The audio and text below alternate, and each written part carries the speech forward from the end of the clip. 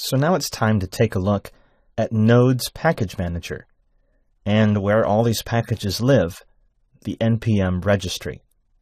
So let's talk about using other people's code. To be clear, when we talk about NPM, we're talking about two different things sometimes when developers talk about it.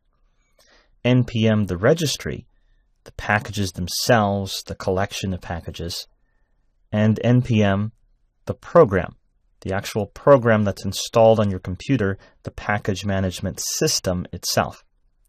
So NPM comes along for the ride when installed along with Node.js. So NPM essentially comes with Node.js. To make sure you have NPM installed, you can do the same thing that we did with Node. In your command line, type npm-v, and you should get a version number. If you have a version number, then NPM is installed properly, and you can move on. If not, there's plenty of help out there on the internet to help you install NPM. Now, the Node Package Manager, when you run it to install a package, that is, to download some code for use in your application, where does it come from? The code comes from the NPM registry, and you can search the registry and look at individual packages and details on them at npmjs.com. Now, NPM, the registry, is available to everyone. Anyone can put packages into NPM. And NPM literally has tens of thousands of packages available, and literally billions of downloads. So that doesn't mean that everything in NPM is good. You have to be judicious and take care when choosing the packages that you're going to install and use in your application. For example, I could search here and I can go down to popular packages. Express is the one that we're going to install soon. So if I click on it, I can see some important information that helps me when choosing a package. I can see some documentation on how to use it.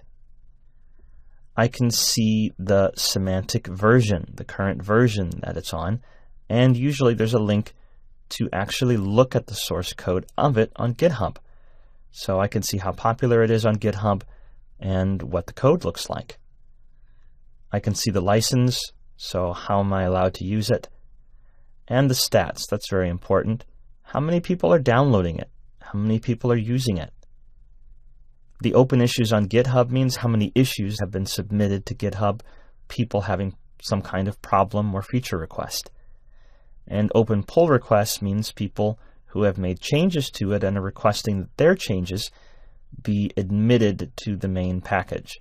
And that has to do with open source code, where anyone can really try working on it.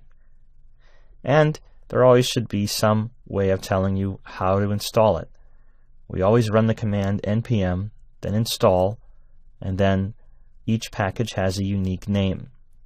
So if I ran npm install express while I'm sitting on the folder that I want to install into, that is the application that I'm using or creating and want to use this in, then it will download the package, and we'll see exactly what that does in just a bit. But the idea being that you should look around. You should Google it. You should look at it on GitHub. You should look at how many downloads and how people are using it and see what kind of documentation it has. And you shouldn't be afraid of going to GitHub and looking at the code, looking at the JavaScript code, because this is all JavaScript code and all open source that you can go and look at to see if it looks like something that's going to make sense for your application. So we have this massive ecosystem of open source software, of people just making code they've written available for free. It's pretty amazing. And so we're going to look at how we can then set up our app to use particular packages that we've chosen, and to make it easy then to update when new versions come out and to keep track of our dependencies. All right, let's move on.